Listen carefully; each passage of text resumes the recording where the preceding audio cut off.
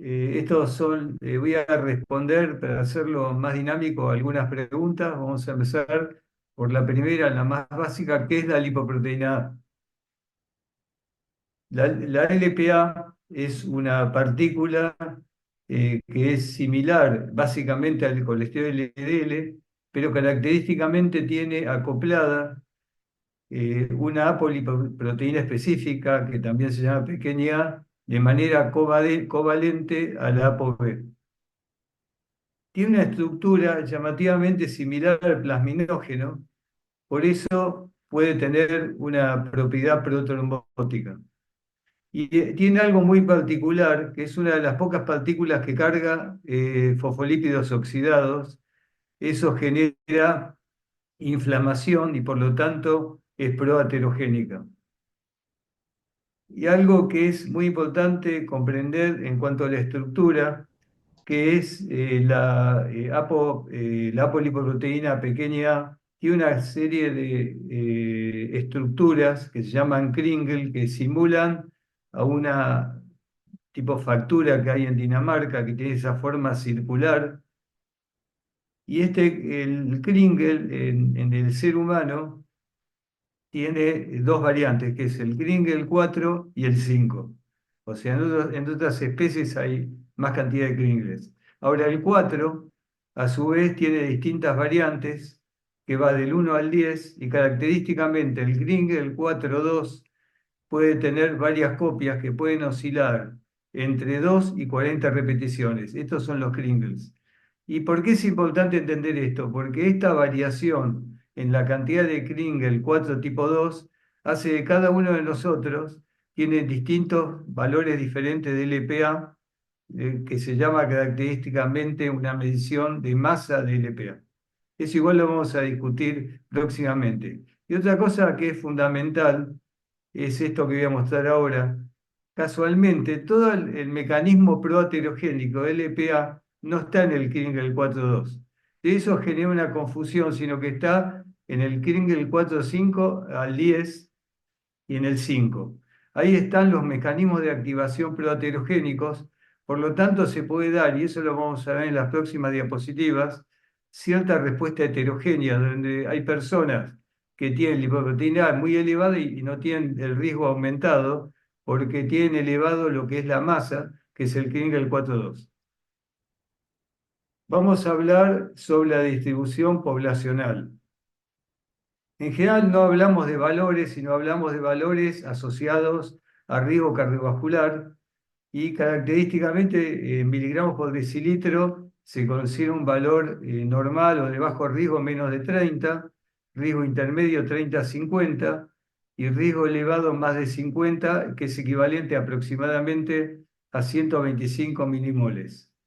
Y riesgo muy alto, más de 90 o de 225. Este es el estudio CORA de Alemania, donde pueden ver que aproximadamente un 14% de la población en Alemania tiene niveles de LPA mayores a 50 miligramos por decilitro. Pero también tenemos datos nuestros propios. En parte es un estudio multicéntrico que participó el Hospital Italiano, pero también centros de Gran Buenos Aires, donde le pudimos medir LPA a cerca de 700 pacientes y en nuestra prevalencia fue un poco más alta de Alemania, de cerca del 23%. Vamos ahora a ver cuál es la evidencia entre LPA elevada y riesgo cardiovascular. Y tanto los estudios epidemiológicos de randomización mendeliana como los estudios de asociación amplia del genoma, todos muestran una relación directa y continua entre niveles de LPA y riesgo cardiovascular.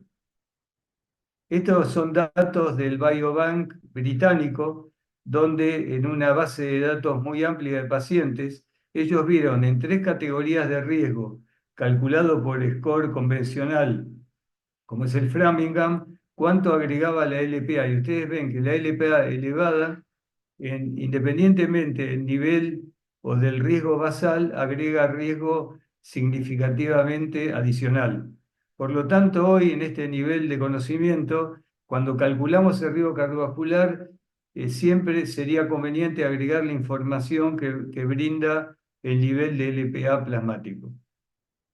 Esto es lo mismo del mismo base de datos de más de 400.000 pacientes del Biobank, donde ahí van viendo cómo a medida que se incrementa el nivel de LPA, se aumenta el riesgo a lo largo de la vida, en este caso se calcula hasta los 80 años.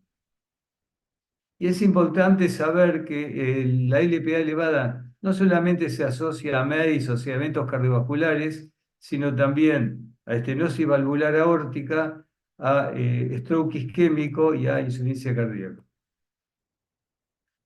Una población donde es muy útil también medir la LPA es en los pacientes con hipercolesterolemia familiar, donde ustedes pueden ver tanto en hombres como en mujeres cómo tener una LPA mayor a 50 miligramos agrega el riesgo adicional de manera significativa. ¿Y qué otra cosa tenemos que averiguar? Este es un estudio de Japón que me pareció interesante porque buscan factores de riesgo que potencien el efecto predictor del LPA y en este caso analizan, además del nivel de LPA y el hecho de tener hipercolesterolemia, la historia familiar, que eso es crítico, nunca dejen de preguntar y investigar la historia familiar, que eso da mucho valor adicional. Esto es importante. ¿Cuándo solicitar la medición de LPA? Y yo voy a referirme a las guías americanas, de las guías de la Sociedad Americana de Lípidos. Ellos lo plantean en dos estratos. La primera es cuándo es razonable para recategorizar el riesgo, en qué situaciones. Esto ellos sugieren pedirlo en pacientes que tienen historia familiar de enfermedad vascular prematura. Estamos hablando de hombres con eventos antes de los 55 años o mujeres menores de 65 años.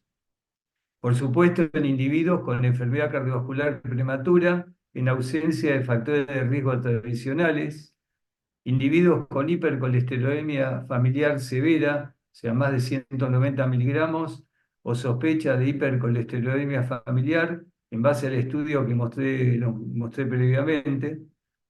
Y también es importante, teniendo en cuenta que hay medicamentos como inhibidores de PCSK9 de alto costo, la LPA, el nivel de LPA nos permite mejorar la relación costo-efectividad. Y por supuesto, en pacientes con ACV isquémico de causa desconocida, como puede ser el antecedente reciente de la boxeadora que tuvo el ACV, que aparentemente no tenía otro factor de riesgo. El otro punto es, podría ser razonable, o sea, también indicaciones quizá con un poder un poco más limitado. Y este es interesante, y por respuesta a la terapia reductora de colesterol, a pesar de una adecuada adherencia al tratamiento. Cuando uno indica una estatina y ese paciente tiene una hiporrespuesta, o sea, responde mucho menos de lo previsible, en general tenemos que analizar tres cosas. Una es la absorción de colesterol, la segunda es que haya una activación de PCSK9 y la tercera es que tenga LPA elevada. Ahora en un ratito voy a mostrar el motivo. El otro indicación sería la historia familiar de LPA elevada. Sabemos que esto es un colesterol que tiene impacto o relación con la genética y que tiene transmisión familiar. La estenosis valvular aórtica calcificada, por lo que mostré antes, donde sabemos que hay una relación, sobre todo en gente joven, cuando tiene estenosis aórtica, siempre hay que pedirle LPA. Y esto es muy importante, que es el evento cardiovascular recurrente, pacientes que tienen múltiples eventos, que hacen, después del primer evento, tienen eventos sucesivos, angioplastías o otro evento cardiovascular, muchas veces está relacionado con niveles de LPA inadecuados. Y esto es del estudio Horizon, que eso lo voy a hablar un poquito después, que es el primer estudio que vamos a tener información de cuánto aporta un fármaco, en este caso antisentido, que es el pelacarsen, en la reducción de riesgo en pacientes con LPA elevada, es simplemente para ver que la LPA también carga colesterol y hay LDL que es cargado en la LPA. Entonces, por ese motivo, a veces la estatina actúa obviamente sobre el colesterol corregido que no está en la LPA y por eso puede haber hiporrespuesta. Si el paciente tiene una LPA elevada, va a cargar mucho colesterol y la estatina no va a impactar sobre el colesterol del LPA. Por lo tanto, la respuesta de la estatina va a ser menor de lo previsible porque cuando medimos colesterol plasmático estamos mezclando el colesterol tanto el LPA como el colesterol convencional. Y este es el tema quizá más crítico, que es cómo hay que medir la LPA. Hay múltiples métodos de medición con distintas técnicas, son todos confiables, pero tienen un inconveniente, muchos de ellos, que es el siguiente. Usa anticuerpos policlonales que detectan el Kringle 4.2. Por lo tanto, sobreestiman la masa de LPA cuando existen muchas repeticiones del Kringle 4.2 y la subestiman cuando en la molécula de LPA hay pocas repeticiones. ¿Qué significa esto? Yo expliqué cuando el Kringle 4.2 tiene muchas copias, eso lo detecta si el método no es sensible al CRINE 4.2 y va a marcar un valor de LPA elevado, pero no está midiendo partículas. Esto lo vamos a ver en la próxima diapositiva. Por lo tanto, para una evaluación precisa del nivel de LPA se requiere un método completamente insensible a las repeticiones del Kringle 4.2 y que reconozca cada partícula de LPA. Y este gráfico creo que nos va a aclarar la situación.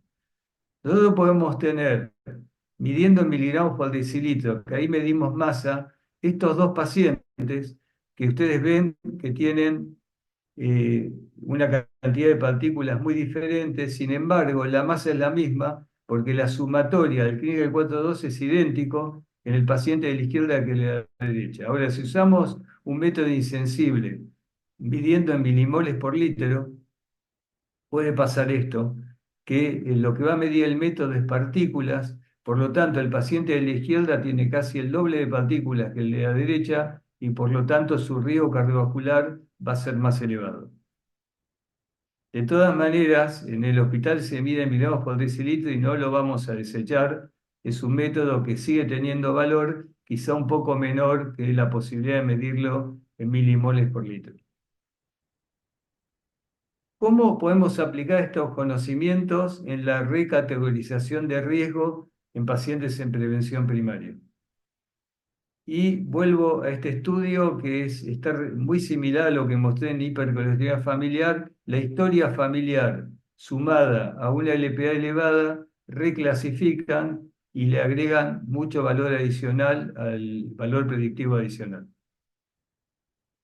Y lo que quería mostrar esto, que yo lo uso mucho en la práctica, es muy útil. Si ustedes bajan esta aplicación de la web, que es totalmente gratuita, se llama LPA Clinical Guidance, nos da esta posibilidad. Este es el caso real de una paciente del hospital. Es una paciente de sexo femenino, yo cargué los datos, 40 años, un BMI de 20, pero ella se caracterizaba por tener hipercolesterolemia marcada con 3,24 de colesterol total, 190 LDL, un valor inusitado de HDL, pocas veces visto de 120, normotensa, sin antecedentes familiares, no fuma, entonces calculamos el riesgo. Y fíjense que el riesgo de esta paciente, que se llama el lifetime risk, o sea, el riesgo a lo largo de su vida hasta los 80 años, es bajo de 8,9%. Sin embargo, como vemos arriba, cuando agregamos la LPA al modelo, el riesgo se duplica y pasa a 16,7%. Ella tenía un valor en nanomoles de 2,41. Si lo quieren pasar a decilitros, a miligramos por decilitro, es aproximadamente 100, aproximadamente. Ahí tenemos la comparación. Entonces, si yo fui a buscar las tablas americanas de Lifetime Risk en población, de distintos niveles de población, y esta paciente pasaría de un riesgo bajo sin medir la LPA a un riesgo intermedio para lo que se llama Lifetime Risk en personas jóvenes de sexo femenino. Ahora, algo que hice yo es, quise ver qué pasaba con esta mujer en un intervalo de tiempo más breve. O sea, qué pasaría con ella o qué va a pasar con ella en los próximos 10 años, no en los 80. Entonces, en la misma curva uno lo puede, hay un cursor que ustedes lo pueden corregir y lo puse en 10 años, 50 años, y fíjese que el riesgo es ridículamente bajo. O sea, incluyendo la LPA, tiene un riesgo de 0,5%. O sea, uno piensa esto y diría, bueno, ni la medico, la dejo como está porque está bárbaro. Pero bueno, en base a todas estas discordancias, hay algo muy útil que es buscar ateromatosis subclínica. En el hospital tenemos la posibilidad de hacer escol de calcio. Esto para mostrar cómo el escol de calcio, a medida que va subiendo, cómo agrega riesgo adicional y es un excelente predictor asociado a niveles altos de LPA. Fíjense que en esta situación de un escol de calcio de más de 100 y una LPA en el quinto quintilo, el riesgo aumenta 5 veces.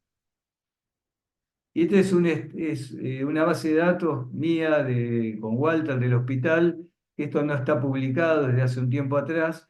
Son pacientes, 230 pacientes que tenían LPA y escol de calcio medido. Ustedes pueden ver que la curva ROC no aporta absolutamente nada y evidentemente no es un buen predictor, diría es pésimo, para predecir el score de calcio. Por lo tanto, cuando hay dudas hay que medirlo. Es lo que hice con esta paciente. Esta paciente tenía llamativamente un compromiso muy marcado de la arteria descendente anterior, un percentilo 99, la verdad, inesperado. Pero bueno, evidentemente esto ayudó a reclasificar y la paciente pasa de un riesgo bajo intermedio, obviamente un riesgo muy elevado, a 10 años del 22%, cuando parecía que estábamos en valores de menos de 1%. Después vamos a ver el tratamiento, cómo la manejé y cómo podemos minimizar este riesgo. La pregunta es, ¿qué pasa en prevención? Esto es prevención primaria y en prevención secundaria. Y este es un estudio hecho con la base de datos del sistema danés de salud, donde yo diría que la última columna nos da una idea clara y en la práctica, que es que el riesgo, como ven acá, el riesgo relativo se duplica. Yo diría cuando un paciente tiene una LPA más de 100 y está en prevención secundaria, una vez calculado el riesgo con los score habituales sin que no incorpore LPA, el riesgo se duplica. Y esto es algo similar, se vio en esta base de datos, que es un sistema privado de salud americano que incluyó 274.000 pacientes seguidos a más de 5 años. Y nuevamente, todos pacientes en prevención secundaria, vemos lo mismo, una relación lineal, monotónica, donde a mayor nivel de LPA, mayor riesgo, inclusive con niveles de riesgo que superan los dos, lo de un hazard ratio más que el doble. Y la LPA no solamente aporta en eventos clínicos, hay estudios de imágenes, estos son distintos estudios hechos con IBUS, o sea, eco intracoronario, donde vemos cómo los pacientes que tienen LPA elevada tienen un aumento significativo de la placa medida por eco intracoronario, o sea, lo que llama el volumen de placa. Y en estudios más modernos, hechos ya con tomografía computada de última generación, que permiten ver la calidad de placa, esta es una evaluación hecha al año en pacientes con LPA elevada, se ve el seguimiento y se ve cómo aumentan las placas blandas, que son las placas vulnerables, en pacientes que persisten con LPA alta y no están adecuadamente controlados. Ahora vamos a hablar un poco de con qué herramientas terapéuticas contamos. Ustedes saben que en este momento todavía no está disponible ningún fármaco, no está ningún fármaco aprobado, igual lo vamos a ver después, por la FDA ni por la EMEA para el descenso del LPA. Hay mucha investigación, pero nada definitivo. Entonces tenemos que tomar otras medidas complementarias para neutralizar el efecto del EPA. Una de ellas podría ser la aspirina. Este estudio, ASPRI, probó aspirina en pacientes de edad avanzada y en el subgrupo de pacientes que tenían genética compatible con LPA elevada, la aspirina redujo significativamente el riesgo cardiovascular. O sea, es una herramienta que tenemos en pacientes con LPA elevada, riesgo elevado y quizá ateromatosis subclínica, agregar aspirina al tratamiento. Algo interesante que lo muestran varios estudios, que son estudios epidemiológicos, es que los pacientes, hay una relación entre niveles de colesterol y el riesgo que implica el LPA. Por ejemplo, en este estudio del Women Health Study podemos ver a la izquierda cómo las mujeres con colesterol relativamente normal o no tan elevado, el riesgo que agrega la LPA empieza a amortiguarse y es más relativo. En cambio, cuando la LPA se asocia a niveles altos de colesterol, el riesgo se potencia.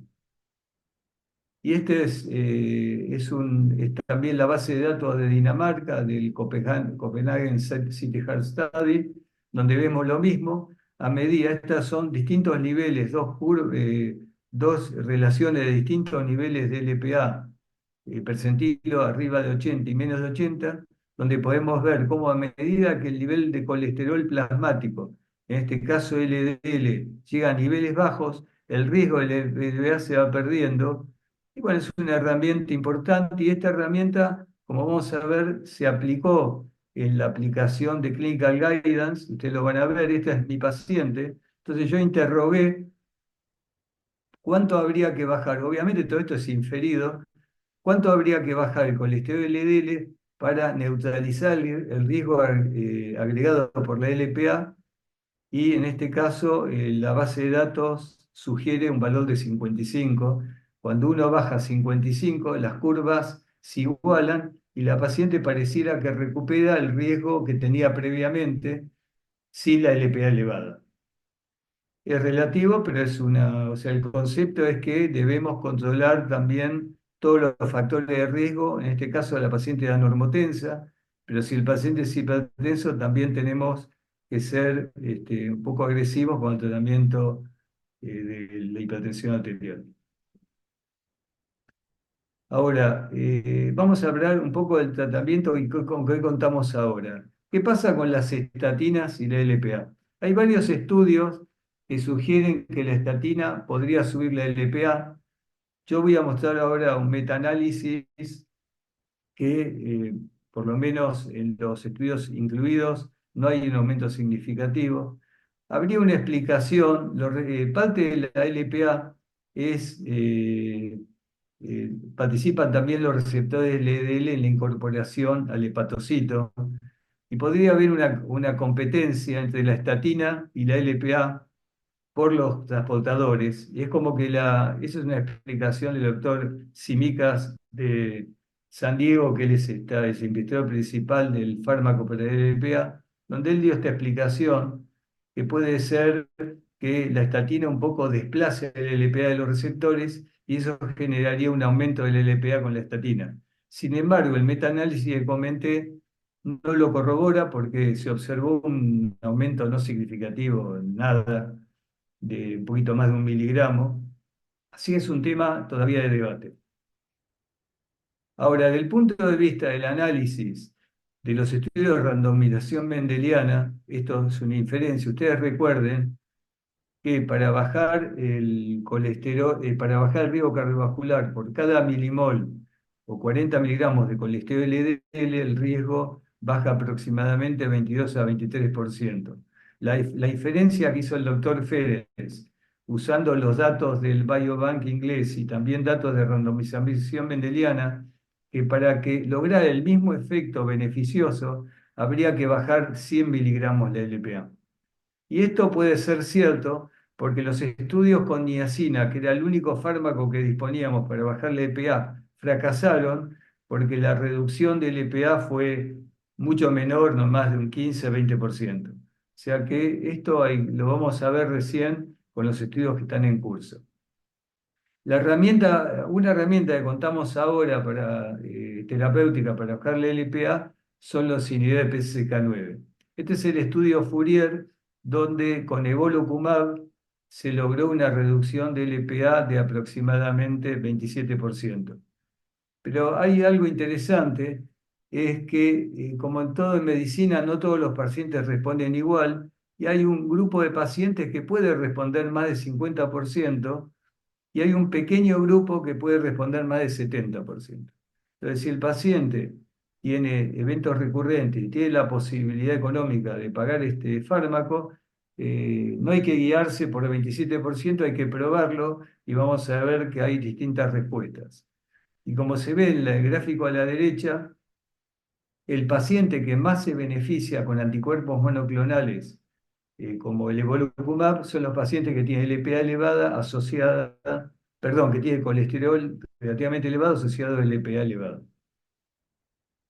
Y algo interesante que muestra este gráfico es que cuando uno le aplica evolocumab o alirocumab a un paciente para prevenir eventos cardiovasculares, la respuesta sobre LDL va a ser homogénea independientemente del nivel de LDL basal.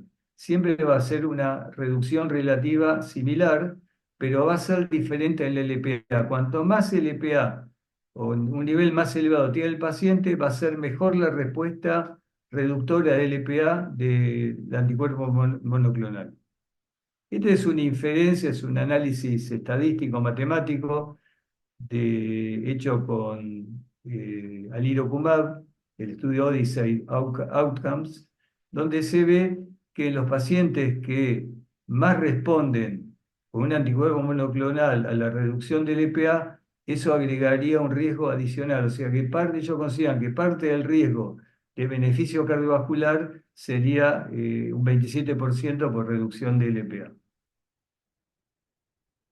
Ahora voy a hablar de un tratamiento que no es convencional, por supuesto, pero que es el único tratamiento hoy aprobado por la FDA para reducir la LPA en pacientes de alto riesgo, y que es la féresis selectiva de colesterol.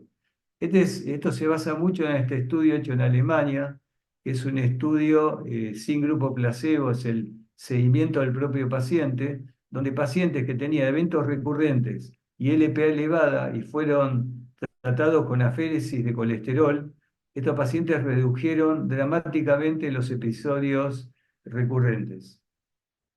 Nosotros tenemos experiencia, este es el equipo que usamos en el hospital para aféresis, el paciente está conectado, casualmente fue derivado en ese momento por el Hospital Austral, porque era un paciente joven, como vemos acá, con antecedentes familiares, LPA muy elevado y reiteradas angioplastías. Y durante un tiempo, en esa época, recién salían los monoclonales, le hicimos aféresis selectiva y uno ve este tipo de variación, o sea, hay un pico-valle marcado, esto es típico de la aféresis, porque estos pacientes recuperan lípidos rápidamente, esto es el LDL, el ApoB, y fíjense, la caída del EPA era tremenda, bajaba 75% en cada sesión, pero el paciente recuperaba, y estuvimos un periodo haciéndole aféresis semanal, cosa que es muy invasiva y no muy recomendable. Pero bueno, el médico que nos dio el paciente quería estar tranquilo que el paciente no repita episodios de angioplastía. Y para terminar voy a hablar de las nuevas estrategias terapéuticas, que son mucho menos invasivas que la féresis. Y bueno, y tenemos básicamente dos grupos de fármacos. Uno que se ve acá, que actúan sobre la genética, el pelacarsen,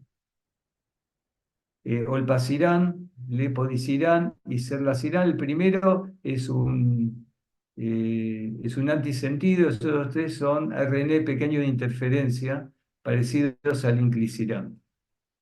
Y el otro fármaco que está en investigación es una molécula pequeña por vía oral que se llama muvelaplin. Vamos a ver un poco la eficacia de estos fármacos. Esto es el pelacarsen, que es antisentido. De este vamos a tener información dentro de muy poco tiempo. Tiene una potencia que no es máxima, está entre 60, ahora lo vamos a ver, entre 50 y 80% de reducción de LPA. Y después tenemos los otros tres fármacos, que son RNA pequeño de interferencia. No voy a mostrar todo el proceso, pero básicamente en el RISC que es el complejo de silenciamiento, se produce un acoplamiento de la guía que tiene el mismo formato o la misma secuencia que el ARN mensajero del ApoA, lo neutraliza y lo degrada, y por supuesto al haber menos síntesis de la apolipoproteína también va a caer dramáticamente el nivel de LPA plasmático. Esta es la droga que está más avanzada en investigación, se llama Olpasiran, que la verdad que tiene una eficacia espectacular, tiene caídas de LPA que pueden llegar al 90%. Y quería hablar de un fármaco que yo creo que tiene mucho futuro, que son los inhibidores CETP, que son los que intercambian triglicéridos y colesterol entre HDL y LDL y VLDL, pero que tiene un efecto sorpresivo sobre el LPA.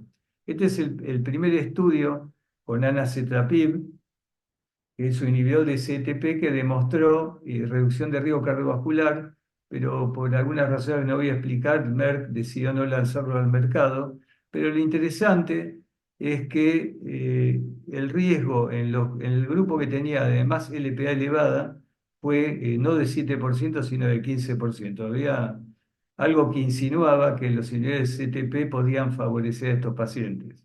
Y hoy contamos, se está investigando una droga que falta poquito, que es obicetrapib, que genera reducciones mucho más potentes de LPA, además de mejorar todo el perfil lipídico. Y este estudio que se presentó recientemente, vemos que en promedio este fármaco, que es por vía oral, baja la LPA cerca de 34%. Este es un Muvalaplin, es la droga de acción oral que lo que hace es muy interesante, desacopla la unión entre la apolipoproteína A y el ApoB. O sea, al desacoplarlo, después la LPA es catalizada. Acá vemos el mecanismo de acción, cómo desacopla el ApoB de la apolipoproteína pequeña. Y el efecto es bueno, quizá no tan potente como los otros, pero está en un promedio de 50 a 60% de reducción. Y este es el resumen de lo que se está investigando, donde vemos los estudios de eventos clínicos. El estudio Horizon, que es con pelacarsen, se suponía que iba a estar resultado en mayo del 2025, pero la cantidad de eventos fue un poco menor de lo previsto. Se calcula que el resultado va a estar para febrero del año próximo.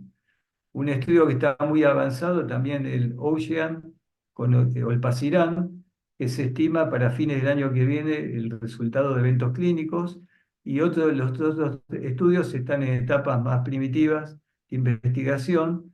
El más avanzado es el Lepodisiran, que ya superó un estudio de eficacia en fase 3. Y lo demás hay que esperar un poquito más.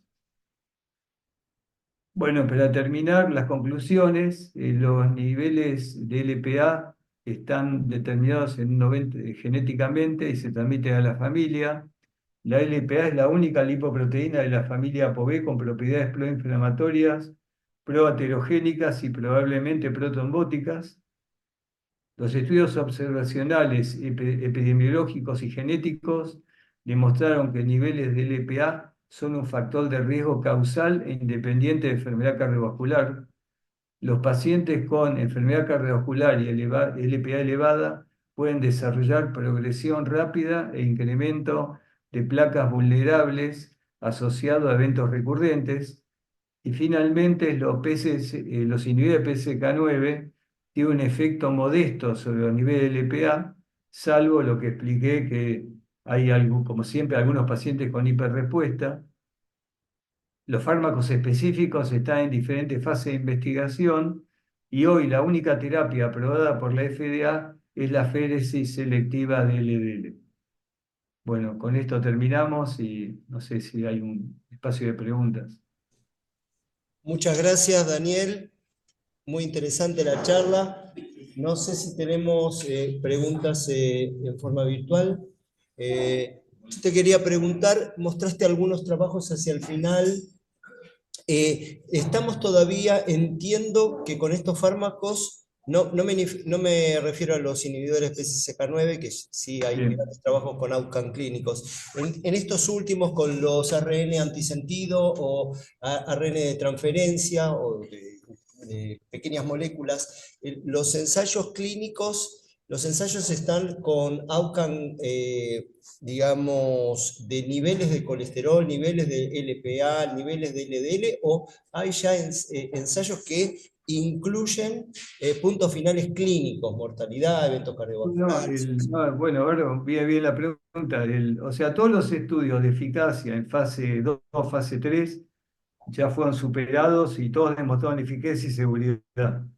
O sea, el estudio Horizon es de eventos clínicos duros de MACE, o sea, infarto de miocardio no fatal, muerte cardiovascular, revascularización, stroke, que es el que se calcula que para la primera mitad del año que viene va a estar el resultado y sería el primer fármaco aprobado por la FDA y por la EMEA para reducir eventos clínicos en pacientes con LPA elevada.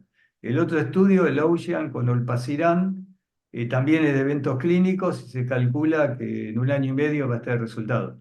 Los otros estudios no estoy muy seguro. Creo que Muvalaplin, el oral, también está en un proyecto, pero mucho más, falta mucho más tiempo, está más demorado eso. Pero vamos a tener en poco tiempo dos estudios con eventos clínicos. Perfecto. Bueno, muchas gracias, Daniel. Vamos a dar paso a la segunda charla. No sé si Walter, Bueno, estás en línea. Hola, ¿qué tal? Buenas tardes. Sí, estoy en línea. ¿Cómo están? Buenas tardes para todos. ¿Me escuchan bien? ¿Se te escucha bien? Espérame, Walter, que quedó colgando una pregunta del público que está en internet. ¿Cuándo debería irse a cuando uno sospecha hipertrofia familiares o hay otros casos? No sé si se escuchó la pregunta, pero alguien del público virtual pregunta, ¿cuál sería entonces concretamente la indicación para pedir APOA o LPA en atención primaria de la salud? ¿Y la segunda parte? ¿Cuál fue? No, eso. Básicamente eso, a ver si entonces lo podemos redondear, Walter o Daniel. ¿Cuándo sería la indicación precisa en la atención primaria? sí, no, o sea, hoy se recomienda que en toda persona, cuando se hace un perfil lipídico, el costo de medir la lipoproteína pequeña A es bastante bajo y se justifica hacerlo. Después están los grupos donde ya habría que indicarlo, como comenté antes, en personas con historia familiar de enfermedad cardiovascular prematura, eso es una indicación clara. También pacientes que tienen poca respuesta a las estatinas, como comenté previamente. Y yo en general lo pido cuando hay un antecedente familiar, que ya en la familia hay historia de LP alta. Yo cuando atiendo al paciente y si nunca me dio LPA se la pido, pero básicamente sería eso. No sé si Walter quería agregar algo. No, yo coincido. Me parece que es una determinación que la verdad es que no tiene un costo muy diferente a los análisis que hacemos habitualmente. La posibilidad de pedirlo una vez al menos en la vida me parece que nos da mucha información. Así que no veo una contraindicación para, o mejor dicho, una objeción para no pedirla al menos una vez en alguno de los análisis que consideramos pedir a nuestros pacientes de rutina, digamos. No creo que sea algo ni costoso ni más dificultoso para el paciente porque se saca del mismo análisis que se saca para otras cosas. Así que a mí me parece que vamos a esa dirección, a generalizar el pedido al menos una vez. Lo que sí no tenemos que hacer es un holter de LPA, que muchas veces también lo vemos, es decir, pedidos a repetición de lipoproteinada que no tiene ningún sentido. Es decir, una vez que identificamos el patrón que tiene ese paciente, ya está. Habría que tomarlo como algo definitivo. Está bien, salvo que tengamos algún valor limítrofe que queramos confirmar, pero en líneas generales es al menos una vez en la vida. Perfecto, bueno, entonces si te parece bien, Walter, compartís tu pantalla y comenzamos con tu charla. Bueno, me tenés que habilitar, ¿verdad? Porque no me figura la opción todavía. Estás habilitado, ¿eh? Estás habilitado. Lleva el cursor hacia arriba y tiene que aparecer el compartir pantalla. en verde. Sabés que no está, ¿eh? Sería el verde. Probá abajo, Walter, a veces está abajo, un icono Y verde abajo con y un arriba, cuadradito. no hay ninguna opción. Es más, en los 3 puntitos de más no está la opción de compartir pantalla. Por eso les estaba diciendo hace un ratito.